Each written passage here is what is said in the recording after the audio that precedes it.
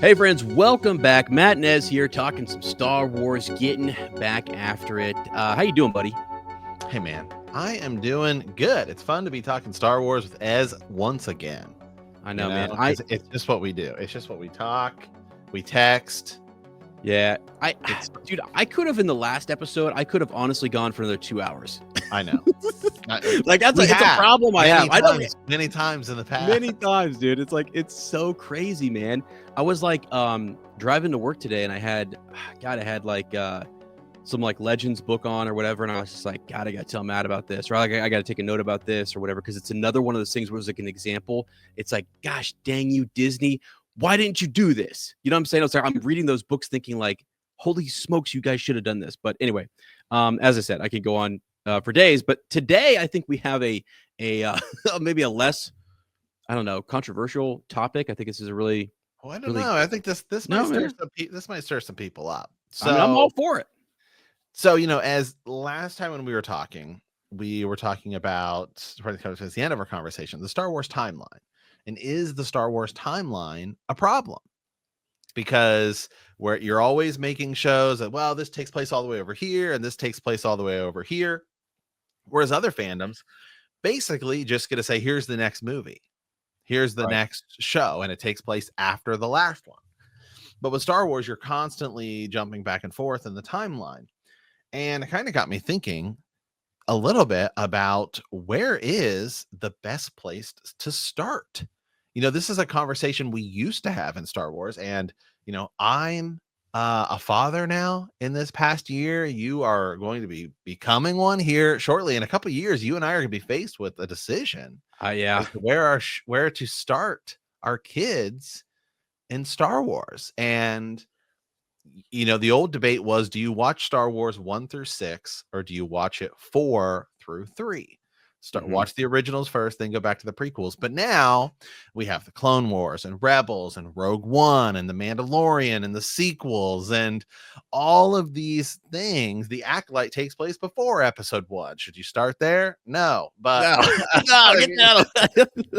But what I'm saying is that you have all of these shows and things that fill in the gaps now. So where is the best place to start? What if you're a little bit older? Should you start with it? Are you going to start with Rebels? Maybe you start your kid with like Rebels or Clone Wars because it's a cartoon. Or maybe you're just somebody, hey, I want to watch that new Star Wars show wherever that's taking place. This year it's going to be Andor season 2. Should you start with Andor and then go to Rogue One and then, okay, what takes place after that? So where in 2025 do you think is the best place to start for the first time, for somebody who's never seen Star Wars? Where should that person start in 2025? Gosh, I'm going to take probably the obvious answer here, which is episode 1. I think you got to start in episode 1. Here's why. Because it still has it's a great cohesive story.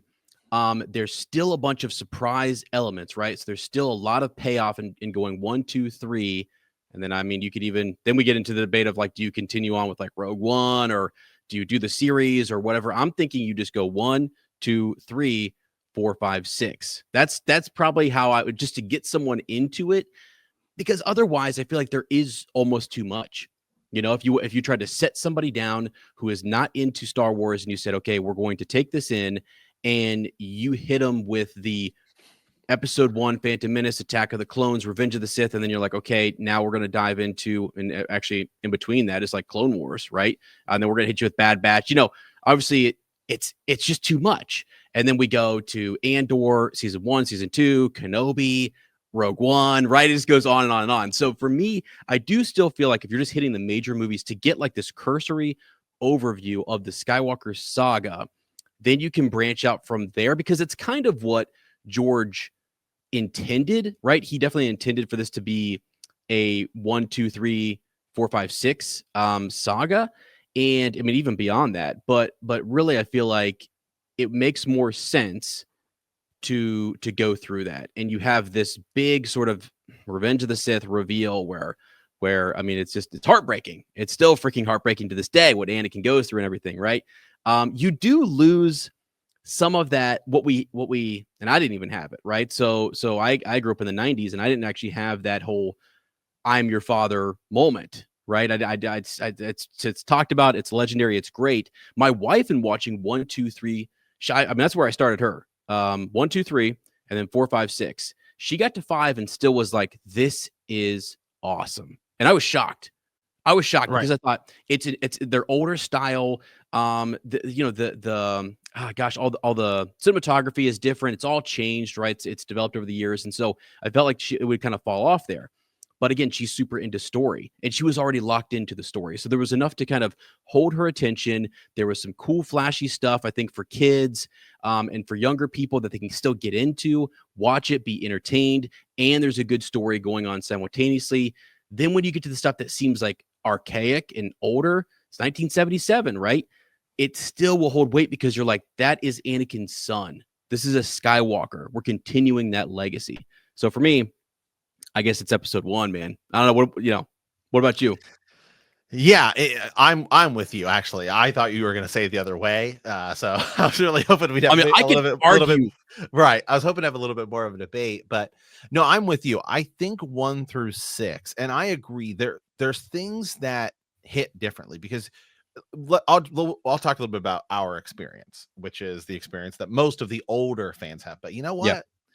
Now, like, think about this. I mean, Revenge of the Sith is coming back in theaters for 20 years. Dude, I know. Which is crazy.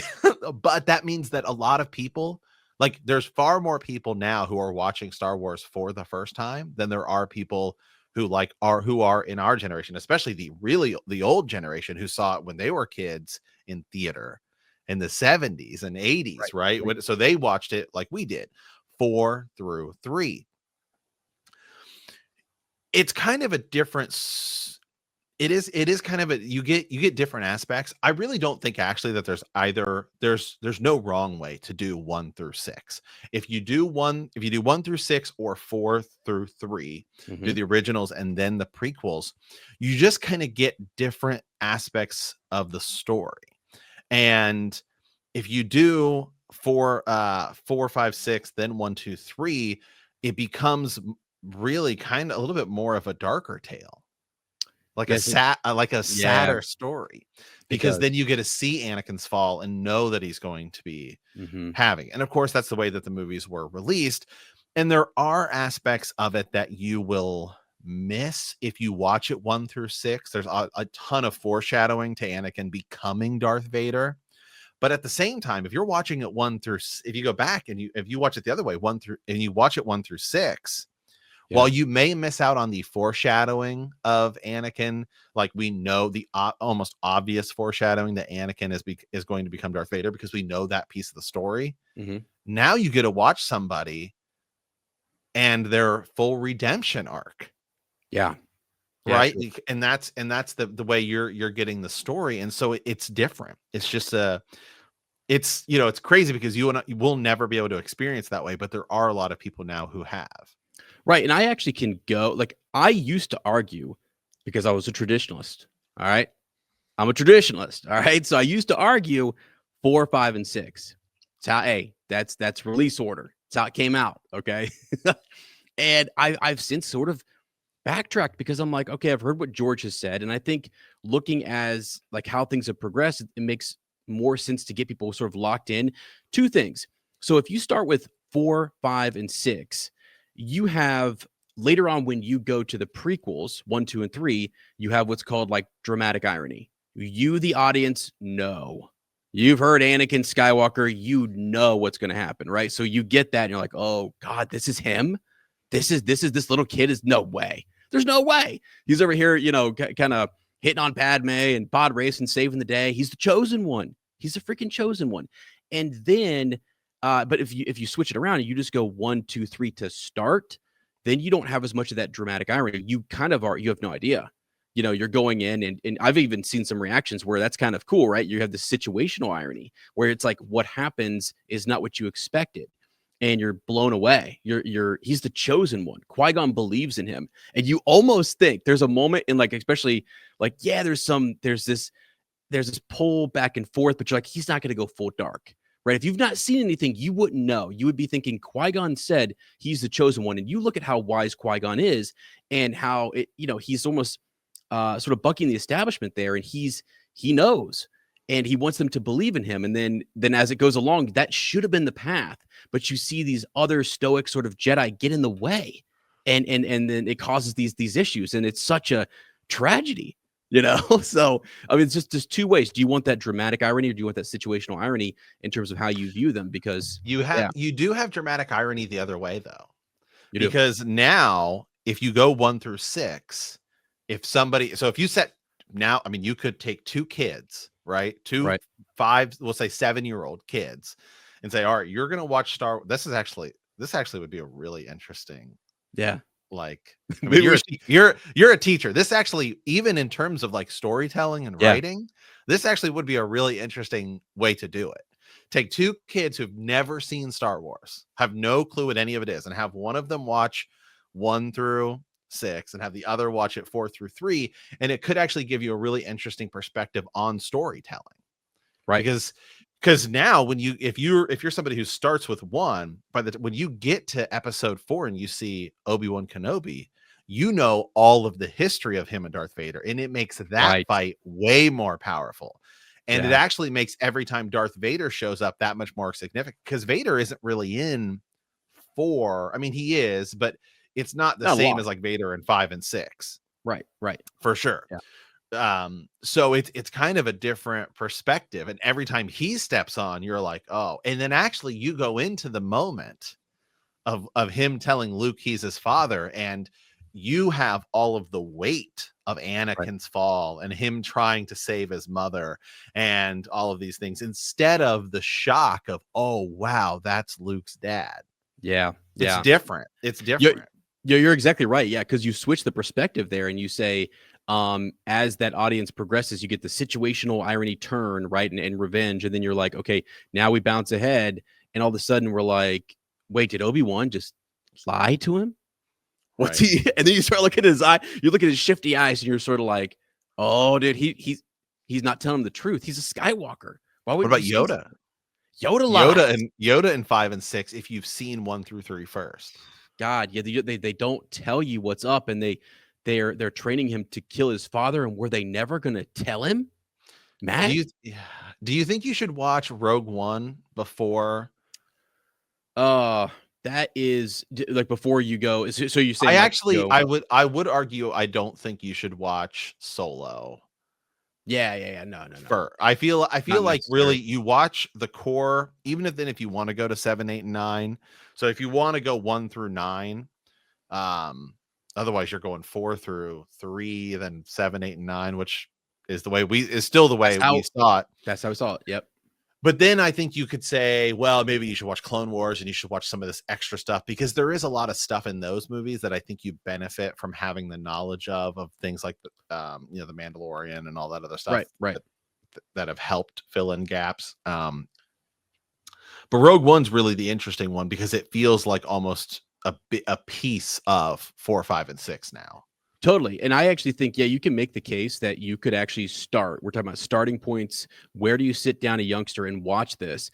And if you're somebody who wanted to start 4, 5, and 6, because you're a traditionalist and you're thinking this is, whatever. You still might watch Rogue One first. Yeah, might watch it first, because it's updated. It's newer. It's fresh. And it feels, I think it's something that like you could get a youngster into. And then it's like, okay, what happened to those plans? Where does she go? This picks right back up. And if they're locked in, it's possible that then that could sort of carry us into this is the rebellion. You know what I mean? Right. It also, how powerful the Death Star is now. Right. And you really know how much of a boss Darth Vader is. That's true. You know how scary just from that one, that final scene, or the hallway scene with Vader. Right. And that's something that's Vader's just always been, gosh, I mean, any kid could tell you, like, big deal, right? So no matter what he does. And so that's you get to see his lightsaber, get to see like him. He takes out a whole freaking hallway of dudes, and he's super close. So I could go either way on that. If you had a kid who you tried 4 and it's not working, you wanted to go 4, 5, and 6, and it's not really. They're just like, they're bored, they're falling asleep. Show them Rogue One. Rogue One is sick. I mean, it is such a good movie. What about some of the shows? Because there are some shows I feel like you would get some benefit out of from watching. Yeah. Like you could go 1, 2, 3. I don't know if I don't know if you need to watch all of Clone Wars. I feel like that's kind of better after you've seen 4, 5, and 6, because Clone Wars really dives into a lot of stuff like that ties into the originals. There's Right. so many characters. I feel like you could, but I wouldn't recommend it. The only show I would say that is Kenobi might be worth watching. Yeah, I mean before on the way from like 1, 2, 3. Yeah. Yeah. Yeah.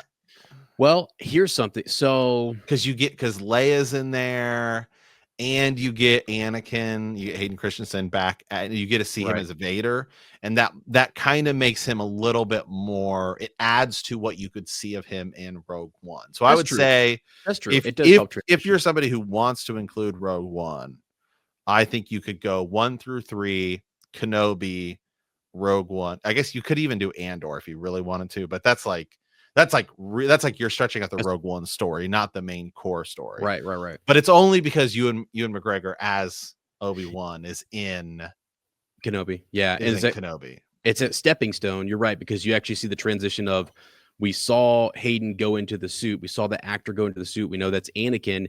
And then we get to see him later on, before we see this fight. And then we see him when he's much older, even years later in episode 4. So it would help, I think, a youngster or someone new transitioning into Star Wars to start that way and pick up some of those shows, because I think you need a lot of steam. I hate to say this. You and I love the originals. They're freaking awesome. It's everything. It's the core. It's the foundation. It's it. But like, I know that there are kids that I teach that literally are just like prequel city. It's just prequel city Because of the lightsaber fights. Yeah, and I think they're not even going to get into that. I don't know. It's just an older style. They get older and older every day too. Right, exactly. And so that's where I'm thinking, like, you might need a lot of momentum to get through that, and then say, okay, now we're going to go back to 1977 and watch the original. Right, because when we were watching it, like when you and I were kids in the 90s watching it, it was only like 10 years old. Yeah, exactly. So, you know what I mean? Like Return of the Jedi was what, 83. 83. So we're watching at 97. It's like 12 years old. Now you're talking 30, like 40 years old, right? I know. It's crazy. One of the things that's been interesting too is I watch people who are like other Star Wars content creators, and I found someone, I think it's freaking Laura Kelly said this back in the day. This is somebody who we've collaborated with, and over on Force Toast. She said her entry point was Rebels. And I was sort of shocked by that. I was like, really, how is Rebels your entry point? Obviously, if you're older, you've heard of Star Wars. I feel like there's not anybody, just like you say with like Superman and Batman, there's nobody who hasn't heard of Darth Vader. Like that's he's so iconic in our society that you've heard of him. You understand who he is. You may not know that he's Anakin. Some kids, I mean, I still teach kids, they don't know. They have no idea. And it's great. So, but she became a content creator and dove into Rebels. And actually, when I think about that, I'm like, that is a very interesting story. It's a 4-season series, animated series that features, it can kind of be its own thing, really. I mean, it is a part of the rebellion, but they keep it really condensed, and it's not too much. Whereas like, Clone Wars, for example, is what, 6, 7 seasons, something like that, 8. Yeah, it's a lot. It's a lot. And so even I going through, I'm sort of like, what planet are they going on? What mission is this? Which company of clones? They jump like all over the place, and they have a ton of characters. I mean, it's like deep content. Yeah. I mean, but the crazy thing is I have a lot of students who know every single clone. And I'm like, that's another level, man. Like, what? That's because that's all they watched growing up. They just watched it over and over and over again. So one of your questions was, as a starting point for a youngster, would it be okay to jump into the Clone Wars? I mean, maybe. I think for like, if you want to start somebody off, if you want a kid to watch it, like we'll say somebody like literally like 4 or 5, like just something. I mean, I think you are best with something animated, because that's what resonates with them, because that's what they're used to. You try to put a movie that's dialogue heavy, they're not going to pay attention. No. Yeah, exactly. And so I feel like, well, they tried to do, oh my God. Do you think Clone Wars or Rebels is a better starting point? Clone Wars or Rebels? If you're going to start with, and there's also Resistance, but I haven't seen it to know. I don't know. Probably it just depends on the age. I guess if they're, once kids start to get into story and can lock into a little bit of understanding sort of what's going on, I think Rebels has a better story. It's just got a better master and apprentice story, and it's easier to understand. Where I feel like the Clone Wars, yeah, it's Kenobi and it's Anakin and Ahsoka, and they're fighting these missions, but sometimes they introduce General Grievous, and you're like, okay, he's fighting with Mace Windu, and you're like, what? Yeah, so I still think that's interesting, and they would probably be flabbergasted by it. And so I think a youngster would love to jump in there and see that.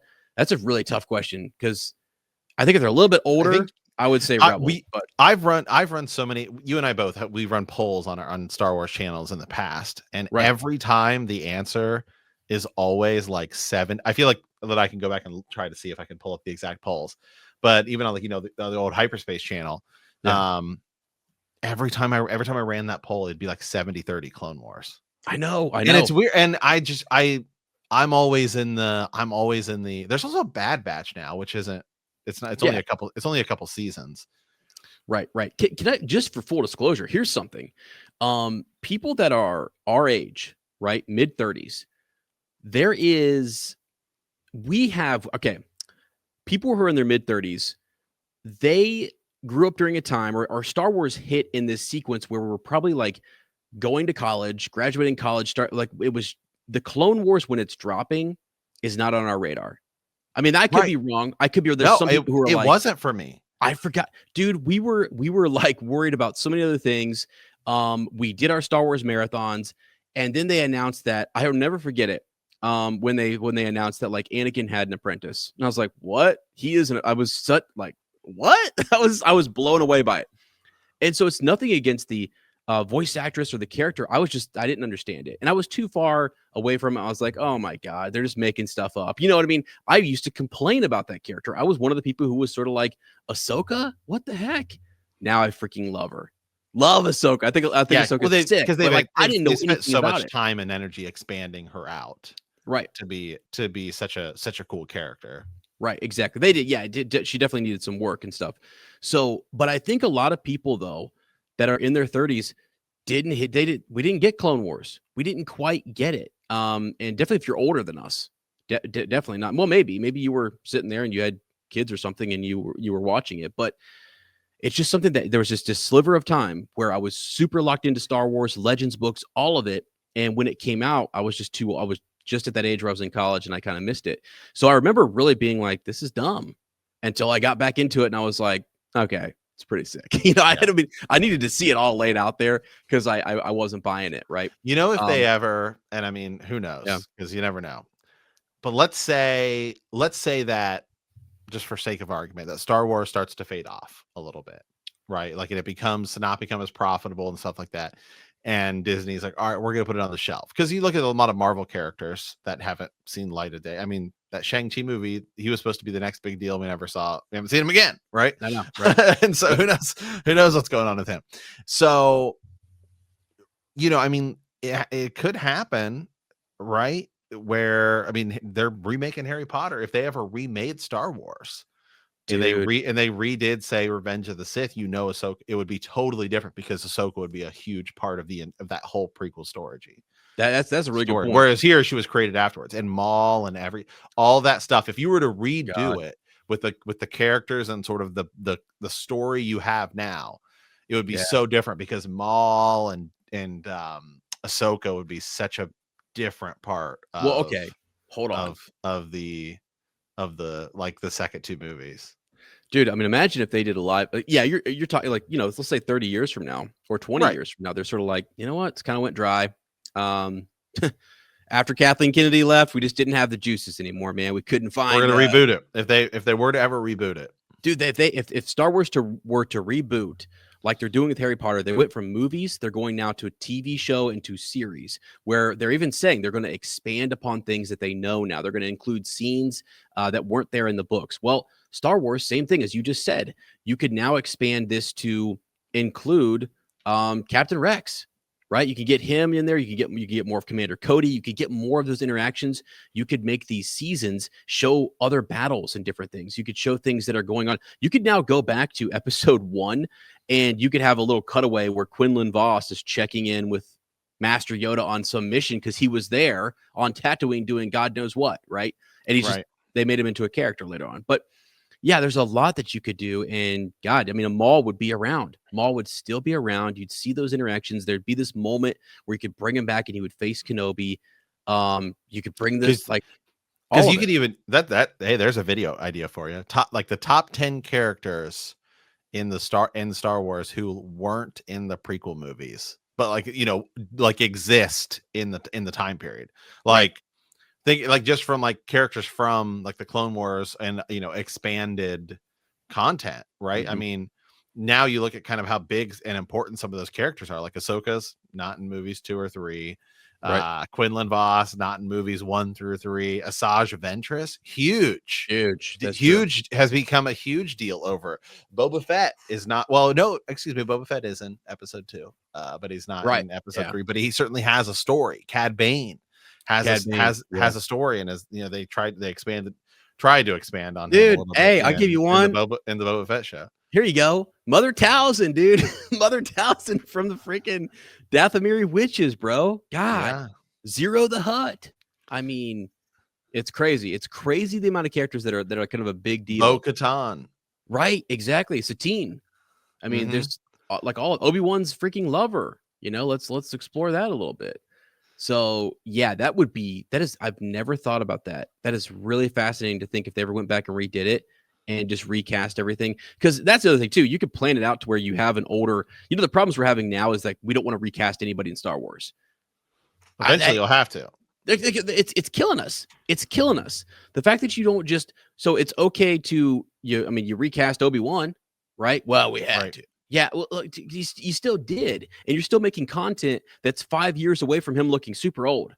So, and there's no loss in believability. So I don't know why we haven't recast Luke Skywalker with Mark Hamill on board and just made a Skywalker series. That is unbelievable. That they just won't do it. It's unbelievable. We just can't do that. Are you joking? For what? You're going to have to at some point. I think eventually. I think Disney's plan is to just get to the point to where. And I think we'll see it a little bit more in this Tron movie, because you remember that was the first time I ever saw it. Yeah, was Tron Legacy, the like de-aging technology, right that they use on people, and they did it with that Indiana Jones movie, right? And there's an Indiana Jones game that came out where that's a video game, but it's like same type of idea where it's like, hey, well, now we can take the likeness of this person. And we can put them into different stories, and I think that's what they want. That's what they ultimately just want to get to. That way, it's always like the same person, and then it'll just get to the point to where it's believable enough, right? That it will be AI characters on TV stories. Yeah, that's crazy. That's crazy to think about, but I mean, we watch animation. Right, we watch cartoons and animation. There is a difference between live action and animation. I know, but I'm just saying, like, they would be kind of like that. If you get that, the AI is almost like it's not quite real necessarily, and then, but yeah, it's a bridge, sort of a bridge. But dude, I think I would like to know from Lucasfilm why they have not done a Luke Skywalker series. Truly, I want to know why they haven't done it.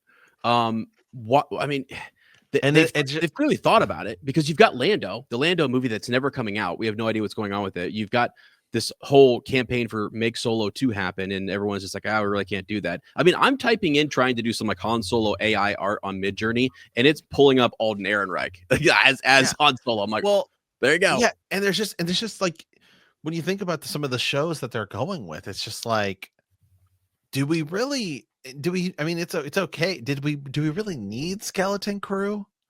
Did we need Bad Batch? Yeah. Did it do anything really for the story? What are they? Yeah. What are they doing? What is it leading to? It feels so slow. If it's leading somewhere, I don't know.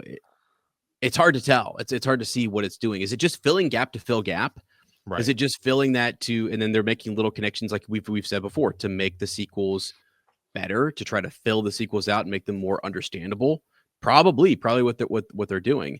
When they announced like Acolyte, they also said the same sort of thing. Like, okay, we're going to make this, and there's going to be big connections and implications for even leading into Palpatine's character, and that's going to affect his whole arc, and also clear up to Rise of Skywalker where he comes back, and you're just like, wow. Anyways, yeah, I think it's just, I don't know what the point is. I don't know why some of these things are being created. It's like, okay, let's look at Andor. Andor is super popular, right? It's telling the backstory of Cassian Andor from Rogue One. Great freaking movie, super successful. We're all kind of like, yeah, that's awesome. We're on board. It's telling more of this story, and it's helping us the fill Death these Star being created, which right. is an important piece of the Star Wars story, and why we're talking today about where do you start? Well, like the creation of the Death Star is a big deal because you get to see the Empire doing something behind secret, in secret, that has a weapon of mass destruction, planet killing weapon. Yep. Yeah, exactly. It's so that one, there's a lot there that I think, it seemingly would be one of those things where you're like, oh, they're just doing it for money or whatever. But no, it actually tells a lot about the rebellion, and it tells more of that galactic history and story, right? I get there are still some meaning. People are gonna be like, oh my God, guys, there's meaning to Bad Batch. There is. It's talking about the clones and decommissioning them and moving to stormtroopers a little bit, and there's Project Necromancer, Matt, my God, Right. Project Necromancer. We've got to get it in every time, we have to.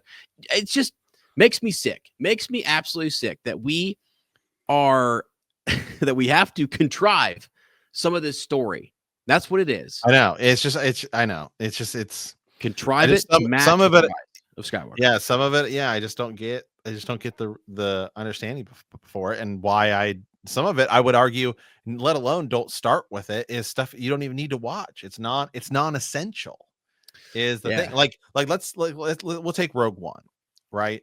And maybe you should watch Rogue One and Andor on your journey to 4, because think about how much weight Andor and Rogue One add to episode 4. Yeah. Right. In Andor, you get to see that they are essentially using prison slave labor to create the Death Star. And if you don't meet up to the standards, they're just going to kill you. Right. And they're going to kill you anyway, and they'll find new people.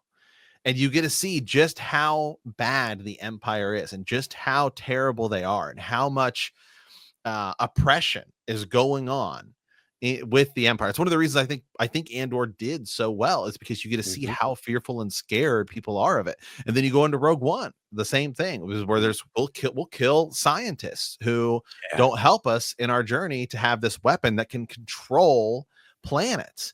So then you get to like, think about the sacrifice. Cassian Andor and Jyn Erso, great character. We'll hope we get a little bit of her in Andor season 2 or something, or some backstory on Jyn Erso. Yeah.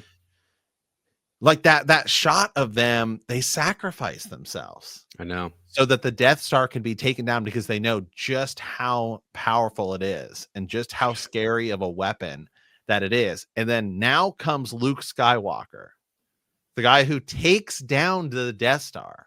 Something that took out an entire planet. Right. Like, and then that makes it then it also helps make that scene in Mandalorian season 2 not just one of the best moments in Disney Star Wars. It is the best moment in Disney Star Wars, but arguably it's a top 5 moment in all of Star Wars. The Luke scene, and you see the absolute fear in Moff Gideon, this terrible person's eyes, of like, oh, it's like Luke Skywalker, a Jedi, and they have heard the tales of Luke Skywalker, the guy who destroyed the Death Star. And then you add in the context of that book and from the game Battlefront, the Inferno Squad with Iden Versio, right? Yeah. Talking about how she just could not believe, they couldn't fathom that that the Death Star would be destroyed. By the way, why haven't they done Inferno Squad as a show? Why are we getting I know. Why are we getting freaking Skeleton Crew when we should be getting Inferno Squad? I know, man. But you know what I'm It's saying is those things add to the story. Those they add to the things story. help prop up the core of Star Wars, which is the movies 1 through, we'll even say 1 through 9.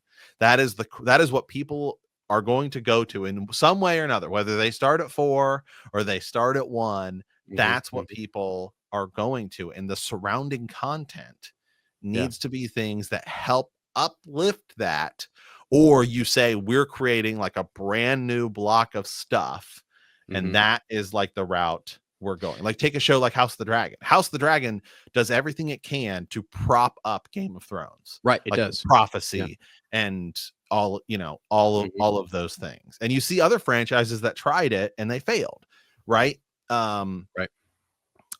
Fantastic Beasts. Did it do a good job of propping up the originals? No, it made all sort of context errors and continuity errors. Right. Like I saw the clip you said the other day about Nagini. Well, how does Dumbledore?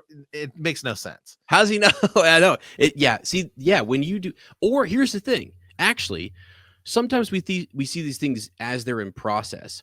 And it's like, okay, maybe you're going to your whole idea was to start something kind of brand new and it maybe seemingly disrupts what we have over here in the originals and you're going to come back and we're like, oh, we didn't see the connection or something maybe. But when it's so off and it's so out of left field that we can't find a path back, we're not sure how it's amplifying or enhancing the story.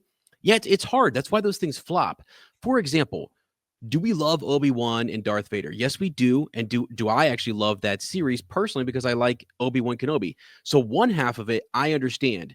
You have those two iconic characters. You want to bring them to the table. You want to tell more of their story. And it's this light versus dark kind of thing, the dark years. The other half of the story that I don't quite get, and I understand that they're trying to explain what happened to all the force sensitive children. Where did they go? The path and everything. You're like, okay. So they're showing us this. Are they ever gonna capitalize on that? Is it for something later? Are they just setting us up or what's the deal? So I mean, I'm sure they have all these different brainstorming sessions where they're like, we have to set this up because we might want a future project with those Jedi that are going to go with Cal Kestis, that are going to go to Tanalorr, that are going to go to this place. But it's so far away from the main story, right? And that's the sort of the thing is that it's so far away from the Skywalker saga that it's sometimes it doesn't help tell the galactic I don't know the The galactic story. war. Yeah. So Yeah. it's just a little bit kind of tough. So I don't know. I mean, and that's in right now too, with all this stuff that's going on in the Mandoverse, you're dealing with the Imperial Remnant. There's some cool stuff going on, but it does feel like, Matt, I hate to say this, it feels like the Mandoverse is starting to kind of, I'm not sure where it's going. And I'm Right. not sure if they know. I'm not Know sure. where it's going. I think they want to wrap it up It felt faster. it felt like they had a plan. And then didn't it?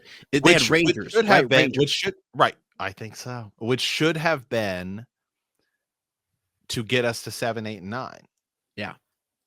Yeah. Because I would say for the most part, you could, after watching whether you do 4 through whatever or 1 through, if you watch 1 through 6, then yeah, I mean, then you go right to, I would say, please watch Mandalorian before you watch 7, 8, and 9, because then you get to see Luke be epic and you get to Right. understand it. But as we've talked, we don't have to go into all of this right now because we've Yeah. talked about it many, many times, is we still, outside of the comics, have no clue, and they've yet to show us this in Mandoverse, why Luke just randomly decides to go off to Octu and the stuff with Ben. I mean, they kind of hint at it in the movie, but we need to see that in a show, which goes back to the question, are we ever going to see a Luke Skywalker show?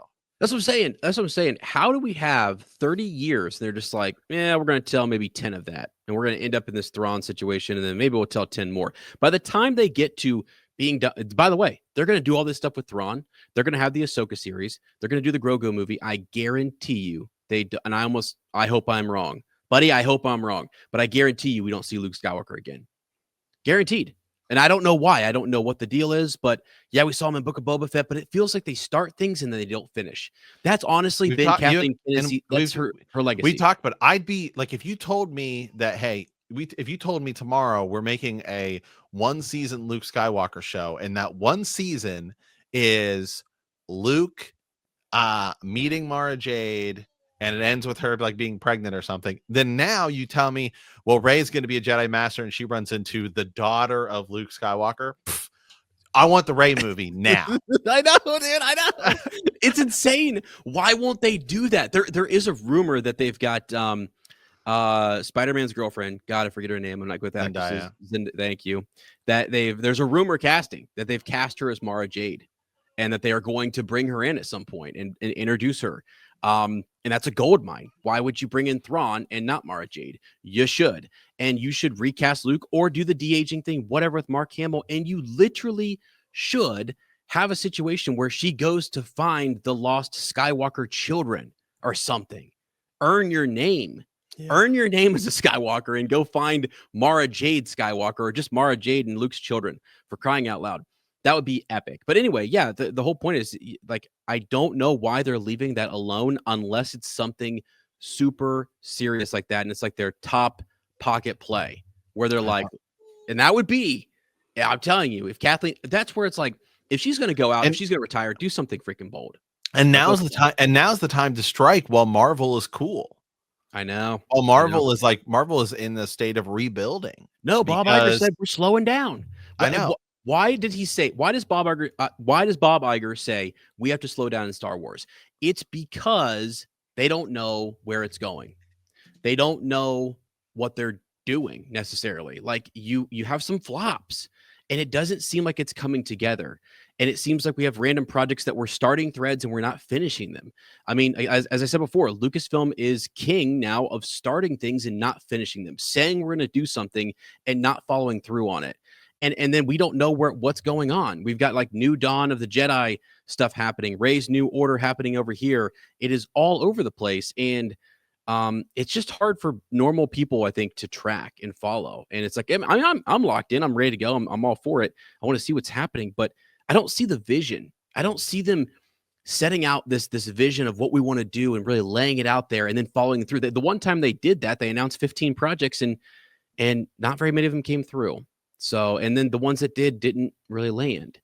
So that's something you have to be honest about, I think, in that company, and you have to kind of think about, I mean, maybe it's going better than I think, actually. I don't know. Maybe they're doing great. I think because Disney has announced a bunch of things recently, and it seems like a lot of the projections and stuff on some of the, outside of Star Wars, like a lot of like the animated stuff and stuff like that, they just, I don't know, I think they feel like they're just stuck right now, and they have to, like, as a company, they have to figure a bunch of things out.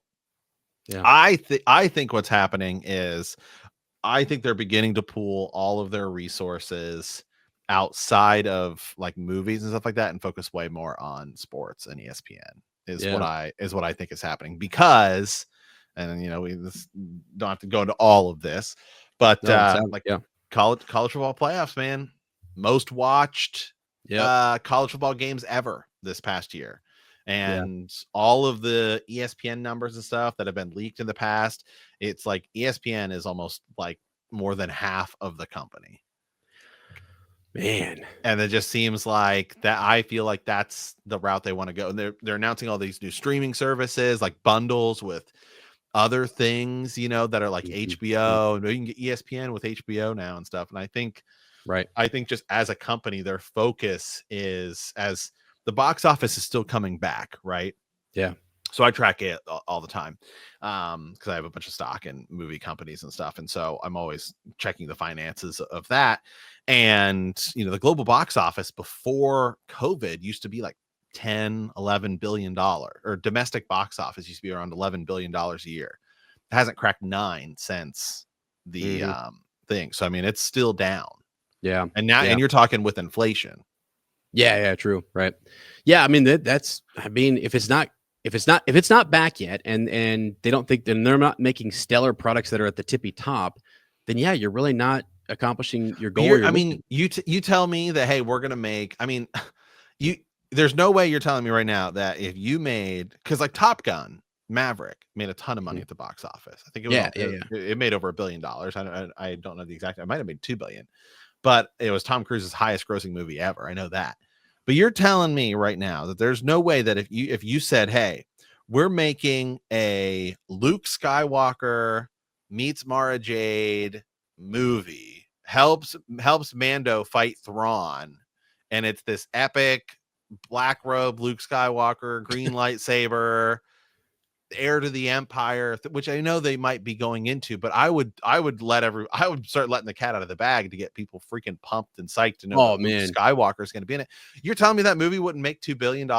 Oh my God, dude. Yeah, for sure. Like, yeah, I would literally tell us that that's happening and we can get excited about it. And everyone right now who's making content around this or talking about it at all is saying it's not going to happen. We don't see you guys having sort of the, I don't know. You're not bold enough. You wouldn't make that bold decision. We don't see that coming. So I would love if they did that. I would love to be shocked and surprised that Luke Skywalker is stepping in there and he's freaking coming And why, back. and why, I just don't. I also understand why don't they make an animated Star Wars movie?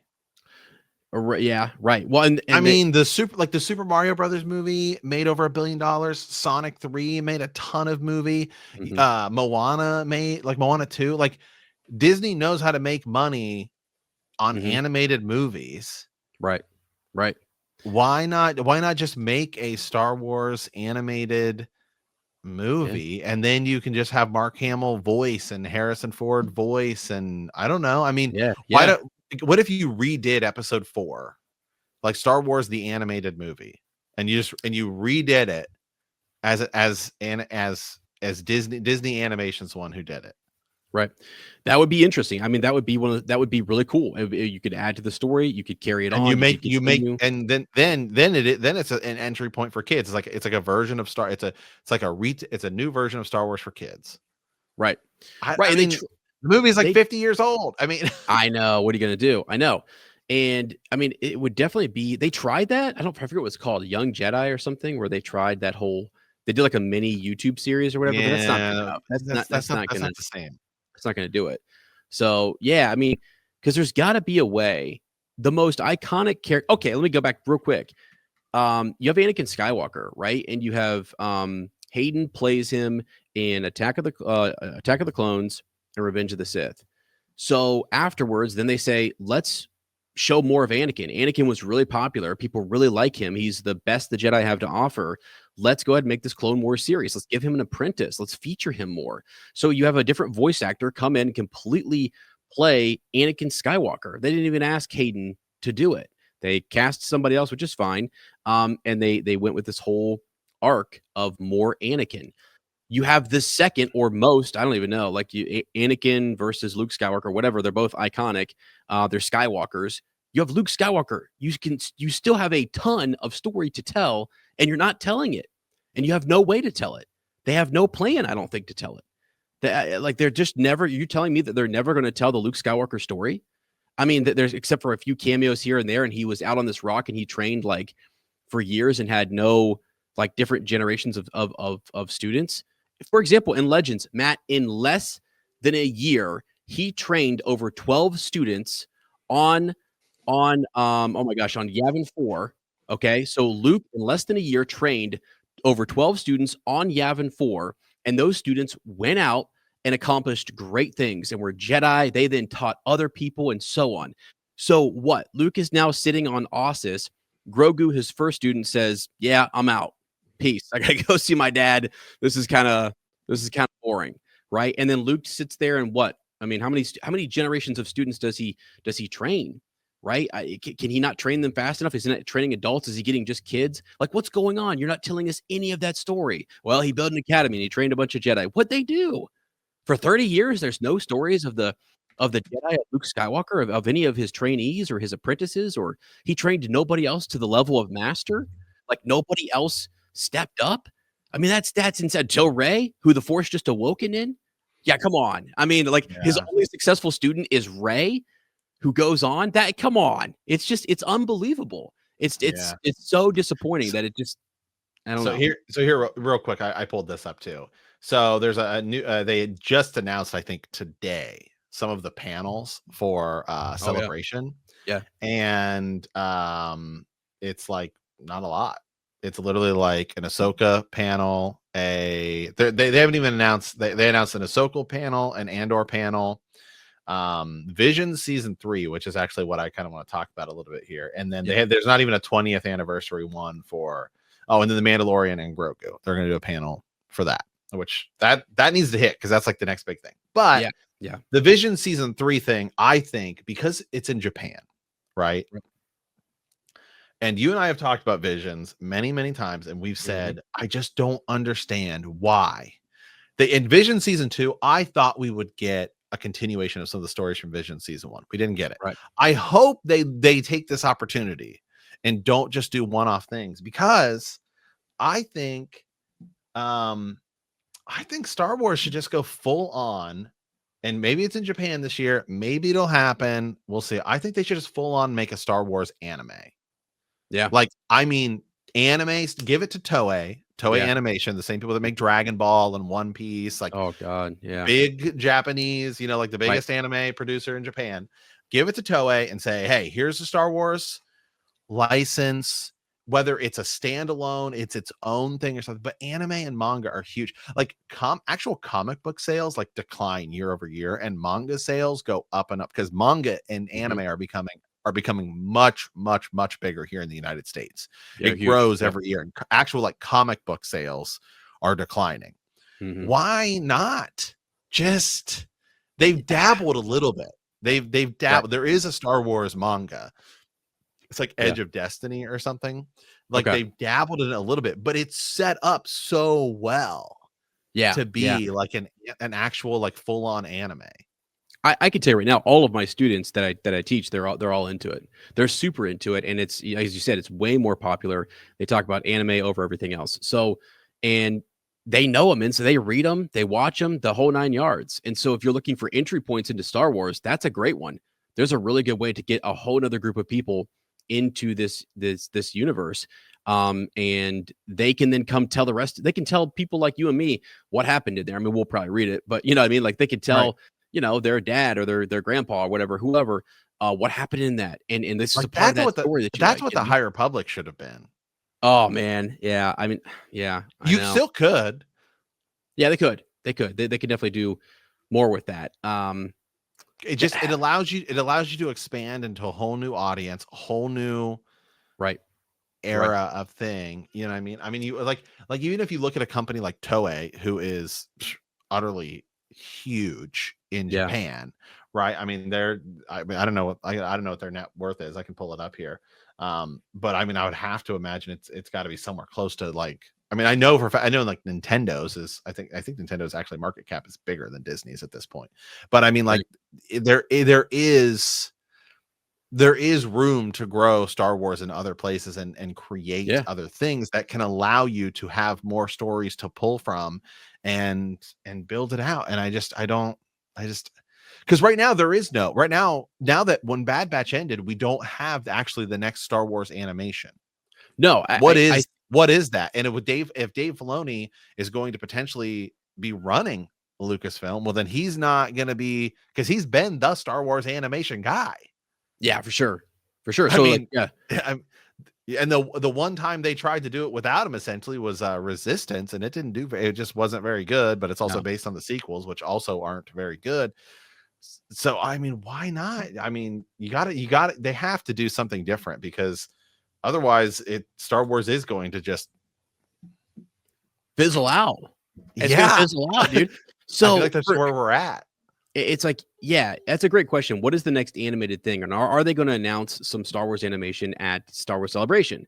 I hope so. There was some talk that they would do sort of like a rebellion sort of thing, like something not Rebels, but actually something during 4, 5, and 6. That maybe Omega was going to possibly, we see her older, or they flash forward with the Bad Batch and she flies off. And where's Asajj Ventress? Where do they go and do anything? Does she fight in the rebellion where they're clearly this is a galactic conflict? So I've always understood, and it's always been accepted by the fandom, that you're going to have other stories that are kind of going on, and different squadrons that did certain missions here. And Mon Mothma's directing everybody to go there and do their thing. So we would gladly accept that, but I don't know. I'm sure they have a plan But will be very interested to hear, who's running it. Like, is Dave Filoni going to continue, or is he looking to actually climb the ranks there at Lucasfilm and step up into a CEO position or something? Or, I don't know. That's going to be really, really interesting. So, golly gosh, dude, it's just we need a Luke Skywalker series. That's Pretty much. That's to save it all. So, yeah. All right. Well, hey, friends, thanks so much again. Just wanted to get on here, chat some Star Wars with you guys. We'll be back very soon, and we're going to be covering again the Andor series. We're going to be covering some of the Star Wars Celebration stuff, I think, too. Yeah, so absolutely. Yeah. All right. Hey, again, Matt's links are down below. You guys can follow him at Super Gains Bros and over at Bend the Knee, where he's covering A Song of Ice and Fire. And we'll have him back on here again. But thanks, everybody, for listening. Again, if you want to email me, you can. I've not really told anybody. I just kind of dropped this and didn't really care. I'm just dropping episodes on the feed. But you can email me at theflannelwizard at gmail.com if you have questions or things that you want us, Matt and I, to go over. Just say, for Matt Nez. And I'll gladly bring it up. I love it. I love when we have something to read on the show. So, all right. Thanks so much. And as always, friends, may the Force be with you.